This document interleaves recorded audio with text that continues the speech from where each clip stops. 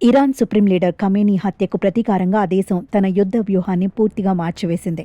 సోమవారం తెల్లవారుజామున Dubai, Abu Dhabi, Doha వంటి ప్రధాన నగరాల్లోని విమానాశ్రయాలు, షాపింగ్ మాల్స్, విలాసవంతమైన నివాస సముదాయాలపై ఇరాన్ డ్రోన్లు, బాలిస్టిక్ క్షిపణులతో విరుచుకుపడింది. గతంలో కేవలం సైనిక స్థావరాలకే పరిమితమైన దాడులు ఇప్పుడు నేరుగా పౌర ఆర్థిక కేంద్రాలను లక్ష్యంగా చేసుకోవడంతో గల్ఫ్ దేశాల్లో భయానక వాతావరణం నెలకొంది. బహ్రెయిన్లోని అమెరికా 5th ఫ్లీట్ హెడ్ క్వార్టర్స్పై జరిగిన దాడి ఈ ప్రాంతంలో అమెరికా ఉనికిని సవాల్ చేస్తోంది.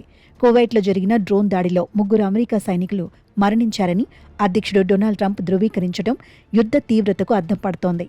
యునైటెడ్ అరబ్ ఎమిరేట్స్ ఒక్కరోజే 165 క్షిపణులు, 541 డ్రోన్లను అడ్డుకున్నట్లు ప్రకటించినప్పటికీ పేలుళ్ల దాటికి పలు నగరాల్లో భారీ ఆస్తి నష్టం సంభవించింది.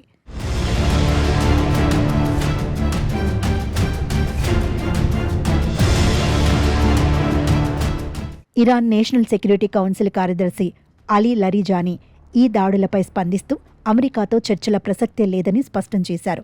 డొనాల్డ్ ట్రంప్ అనుసరిస్తున్న విధానాలే పశ్చిమాసియాను ఈ వినాశనం వైపు నెట్టాయని, ఇజ్రాయెల్ ప్రయోజనాల కోసం అమెరికా సైనికులను బలిస్తున్నారని ఆయన మండిపడ్డారు. మరోవైపు ఇజ్రాయెల్ డిఫెన్స్ ఫోర్సెస్ తమ దేశంపై వస్తున్న క్షిపణులను విజయవంతంగా అడ్డుకుంటున్నామని చెబుతుండగా సైప్రస్లోని బ్రిటన్ నౌకాదళ స్థావరంపై కూడా డ్రోన్ దాడులు జరగటం గమనార్హం. సౌదీ అరేబియాలోని రియాద్, ఒమన్లోని దుక్ము వాణిజ్య నౌకాశ్రయాలపై కూడా ఇరాన్ తన పంజా విసిరింది. 2019లో జరిగిన ఆరామ్కో దాడుల కంటే ఇవి అత్యంత ప్రమాదకరమైనవని రక్షణ రంగ నిపుణులు విశ్లేషిస్తున్నారు. తెహ్రాన్ తీసుకున్న ఈ నిర్ణయం వల్ల ప్రపంచ చమురు సరఫరా వ్యవస్థ దెబ్బతినే అవకాశముందని ఆర్థిక నిపుణులు ఆందోళన వ్యక్తం చేస్తున్నారు.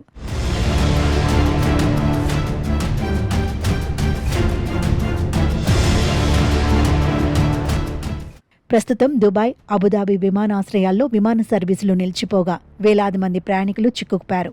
కువైట్లోని అమెరికా ఎంబసీ సమీపంలో దట్టమైన పొగలు అలుముకున్న దృశ్యాలు అంతర్జాతీయ మీడియాలో వైరల్ అవుతున్నాయి. ఇజ్రాయెల్, అమెరికా దళాలు ఇరాన్ లోపల జరిపిన దాడులకు ఇది కేవలం ప్రారంభం మాత్రమేనని ఇరాన్ హెచ్చరిస్తోంది. ఇరాన్ గగనతలంలో కూడా 2 డ్రోన్లను కూల్చివేసినట్లు సమాచారం అందుతోంది. ఈ పరిణామాల నేపథ్యంలో ఐక్యరాజ్య సమితి అత్యవసర సమావేశానికి పిలుపునిచ్చినప్పటికీ ఇరుపక్షాలు వెనక్కి తగ్గడం లేదు. అగ్రరాజ్యం అమెరికా తన తదుపరి చర్యలపై యుద్ధ ప్రాతిపదికన సమీక్ష నిర్వహిస్తోంది. గల్ఫ్ ప్రాంతంలో నెలకొన్న ఈ అనిశ్చితి ప్రపంచ యుద్ధానికి దారితీస్తుందనే భయాందోళనలు వ్యక్తమవుతున్నాయి.